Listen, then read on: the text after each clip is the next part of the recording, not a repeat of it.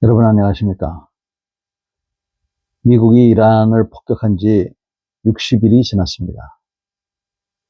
지금 이때쯤 되면 어느 정도 마무리가 될 거라고 기대를 했었는데 아쉽게도 아직도 분쟁의 끝이 보이지 않고 있습니다.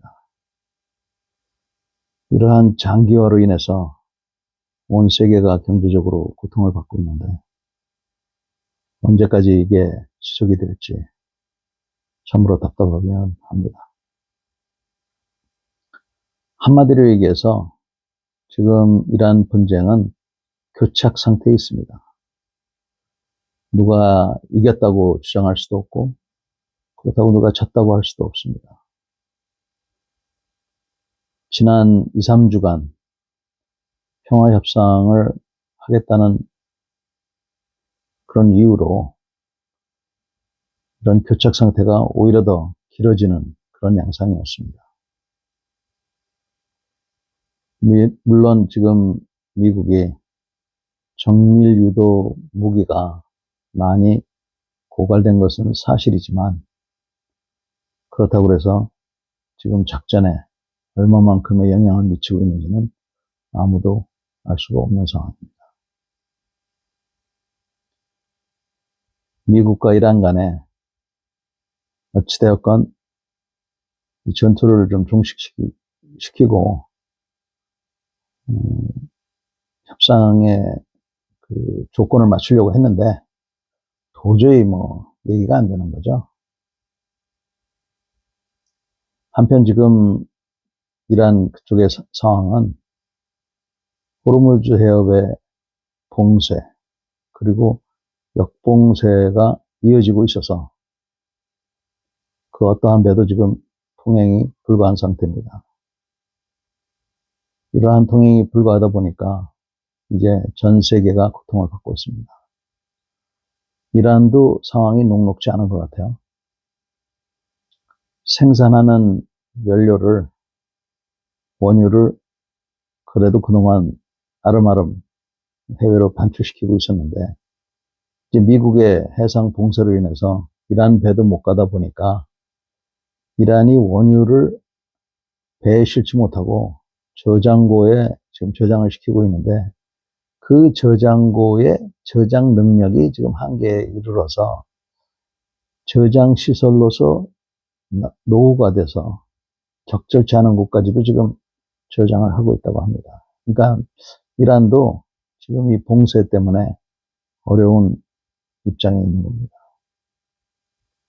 한편 이스라엘과 헤즈볼라는 계속적으로 전투를 하고 있는데 이란이 이스라엘에 대해서 로켓도 쏘고 또 드론도 보내고 있고 또 이로 인해서 이스라엘 국민들이 피해를 보고 있습니다.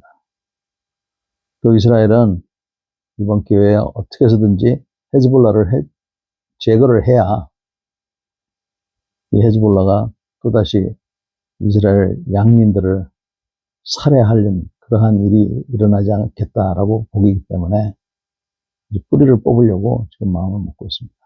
실제로 이스라엘이 지금 점령한 지역에 가보면 학교나 병원 또 종교시설 지하에 무기고가 있고 또 이스라엘을 침투할 수 있는 그런 터널들을 많이 발견하고 있습니다. 아무튼 이스라엘에 대한 위협을 제거하겠다는 게 지금 분명한 목표입니다. 그 외에도 간헐적인 폭격이 여기저기서 이루어지고 있습니다. 이러한 것이 현재 이란, 미국, 이스라엘 간의 분쟁의 현 실태라고 보시면 되겠습니다. 협상을 한 2, 3주 했는데 별다른 소득이 없었죠. 입장이 조금씩 차이는 있고 또 변화가 있긴 합니다만 현재까지는 이란 같은 경우 호르무즈 해협을 열어줄 테니까 핵 문제는 나중에 좀 시간을 두고 협상을 하자 이렇게까지 왔다고 하는 겁니다. 사실은 시간을 끌어서 어떻게 해서든지 핵무기를 좀 더 고도화하겠다는 이런 목표를 드러내고 있습니다.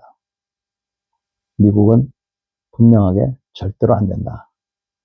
핵을 포기한다는 것부터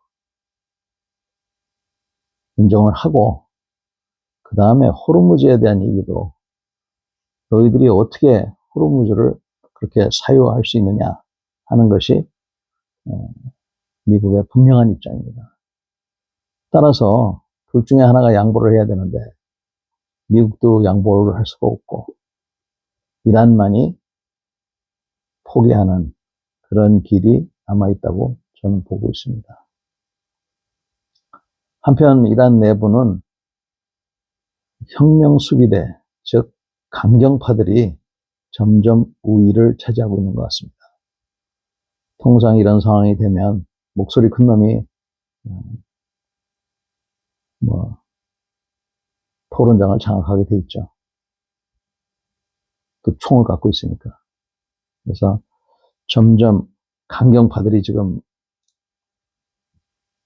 이란 내부에 그러한 주도권을 잡고 있기 때문에 협상의 융통성, 이게 과연 가능할까 하는 게 제 생각입니다. 탄약이 떨어질 때까지 미국이 폭격을 하든가, 탄약이 떨어지면 미국이 포기를 하든가, 탄약이 떨어지면 다시 만들어서 또 폭격을 하든가,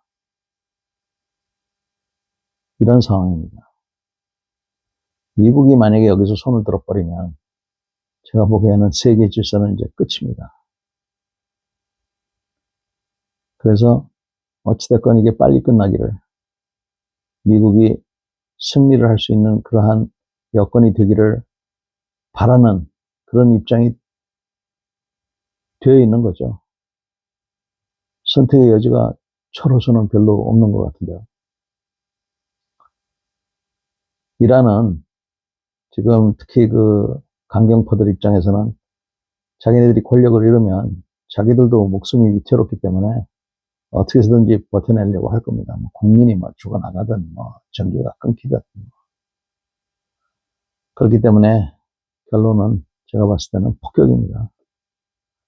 지상군을 과연 투입해야 되느냐 하는 건데, 사실은 지상군을 투입하는 게 마땅한 수순이지만 미국이 또 그런 피해를 감수할 수 있는 그러한 입장은 안 되기 때문에 어려울 거라고 봅니다.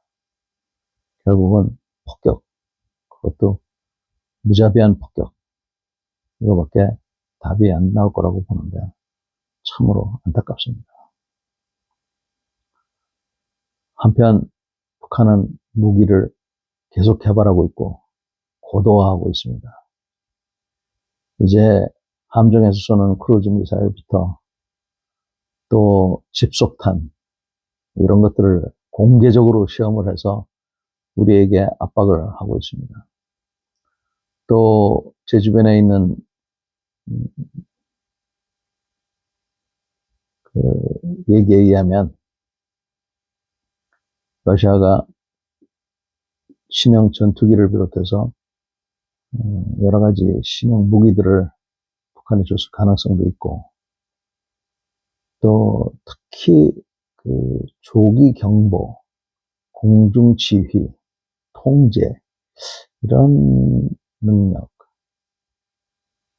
신무기에 대한 어떤 기술 이런 것들을 줬을 가능성이 많다 이렇게 봐서 우리가 잔뜩 긴장을 해야 되는 그런 입장이라고 봅니다. 근데 과연 이러한 상황에서 우리가 그 심각성을 인식하고 있는지 모르겠습니다. 또 북한이 정신무장도 상당히 신경을 쓰고 있습니다.